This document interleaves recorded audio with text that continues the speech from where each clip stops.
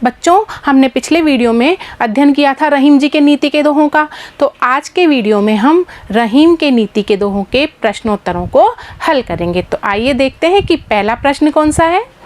रहीम के काव्य की सर्वाधिक प्रमुख विशेषता क्या है? तो ये एक वस्तुनिष्ठ प्रश्न है।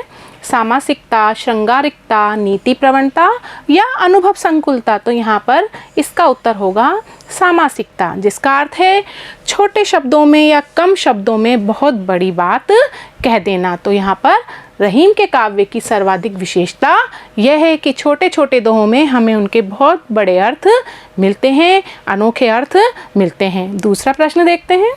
विपत्ति में धन किसकी तरह लुप्त हो जाता है?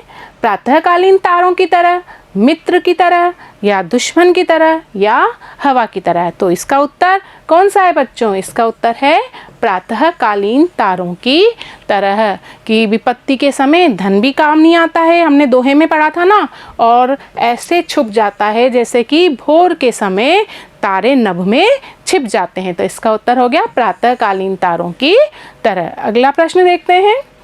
काज परे कछु और है, काज सरे कुछ और, रहीमन भंवरी के भय नदी सिरावत मोर। तो ये दोहा भी हमने पढ़ा था, इसका अर्थ भी किया था कि मनुष्य के व्यवहार कार्य पड़ने पर कुछ और होता है और कार्य निकल जाने पर कुछ और होता है। और रहीमदास जी यहाँ पर कहते हैं कि फेरों के समय जिस मोर को दूल्हा अपने सिर पर धारण करता है, उसको विवाह के पश्चात क्या कर दिया जाता है? उसको नदी में सिरा दिया जाता है। तो यहाँ पर ये प्रश्न पूछा गया है कि इस दोहे के माध्यम से रहीम जी ने मनुष्य की किस प्रवृत्ति का वर्णन किया है, समझाइए। तो मनुष्य की स्वार्थ की जो प्रवृत्ति है उसका वर्णन इस दोहे में किया गया है। अब हम उत्तर कैसे लिखेंगे, आइए देखते हैं।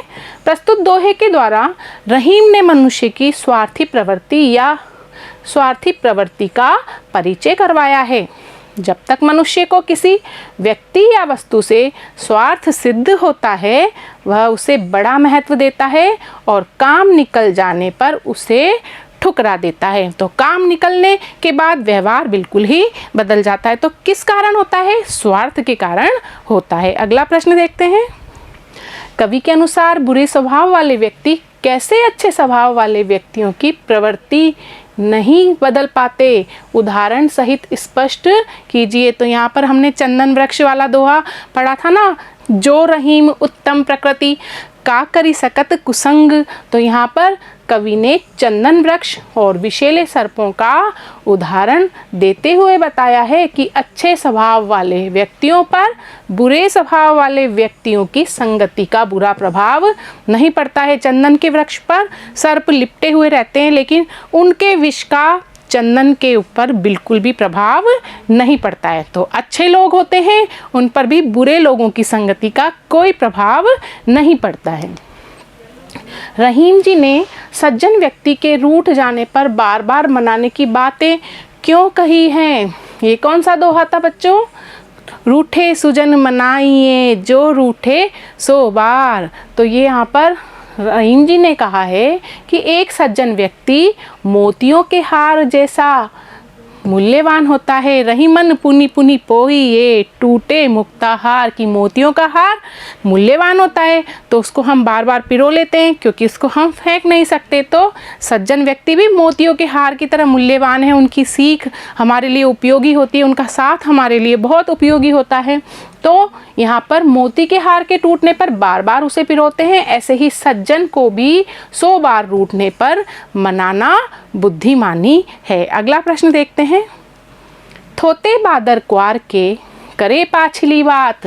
प्रस्तुत दोहे का स्पष्ट भाव स्पष्ट कीजिए। तो रहीमदास जी ने कहा था ना, तोथे बादर क्वार के जो रहीम गहरात, जो धनी निर्धन भये करे पाछली बात। की जो धनी व्यक्ति अब निर्धन हो गए हैं तो वो अपनी पुरानी बातों की शेखी बघारते रहते हैं।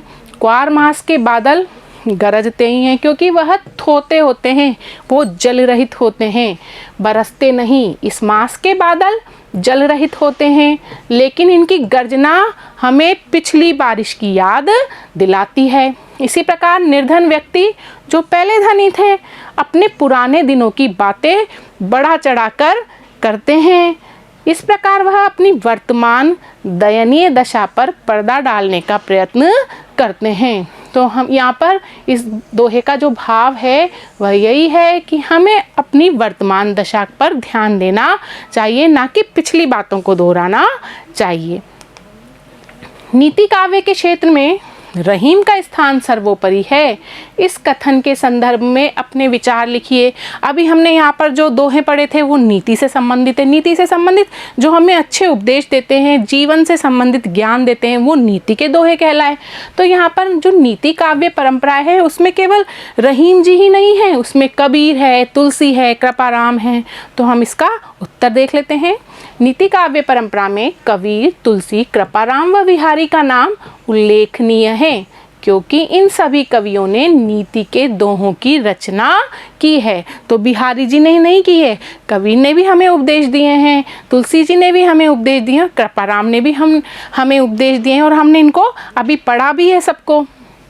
लेकिन रहीम का अपना अलग ही स्थान है। क्यों अलग स्थान है? क्योंकि अन्य कवियों ने सीमित विषयों को लेकर नीतिपरक रचनाएं की हैं और रहीम जी ने जीवन के व्यापक विषयों का उल्लेख किया है। हृदय पर प्रभाव छोड़ने वाले नीति के दोहों की रचना की है।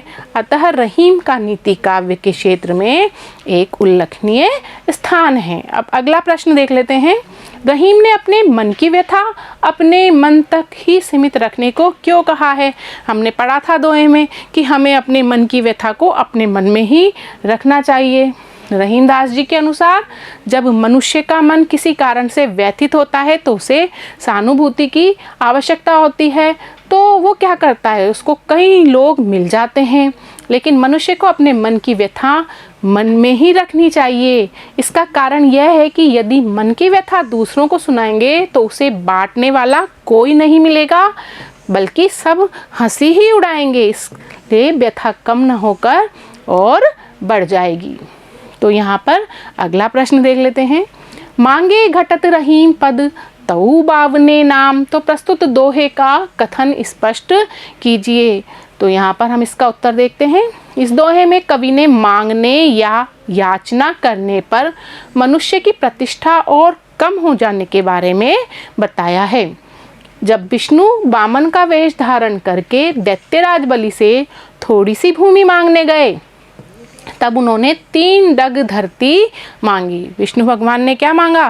3 डग धरती, और वो छोटा सा वामन रूप धर कर गए थे।